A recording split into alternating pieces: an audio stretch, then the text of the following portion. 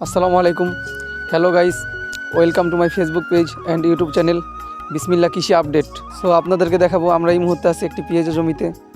আমরা দেখাবো এগুলা কিভাবে লাগানো হয়েছে। আগের ভিডিওতে দেখাইছিলাম চাষ দিয়ে লাগানো হয়েছে, এইগুলা নরম মাটিতে টিপি লাগানো হয়েছে। আপনারা কি পারছেন? সো আপনাদেরকে দেখাবো কিভাবে লাগানো হয়েছে। আপনারা দেখতেই পারছেন, দেখুন এখানে কিভাবে লাগানো হয়েছে, লাইনভাবে লাগানো হয়েছে, লাইন ধরে আপনারা দেখতেই পাচ্ছেন। নরম মাটিতে লাগানো হয়েছে, চাষ দেওয়া হয় নাই, এখানে চাষ দেওয়া হয় নাই। আগের বার দেখাইছিলাম চাষ দিয়ে লাগানো হয়েছে।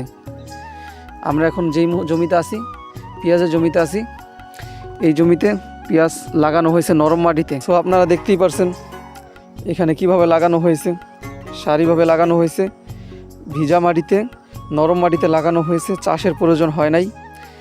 লাগানোর পরে সার দেওয়া হয়েছে, ডিএপি সার, ইউরিয়া সার, পটাশ সার, ম্যাগনেসিয়াম, এগুলো দেওয়া হয়েছে। এখন দেখতেই পাচ্ছেন অনেক সুন্দর।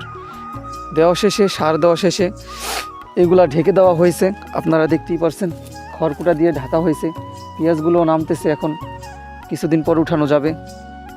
সো আপনারা দেখতেই পাচ্ছেন এখানে মোটামুটি অনেক জমি নিয়ে পেঁয়াজ চাষ হয়েছে।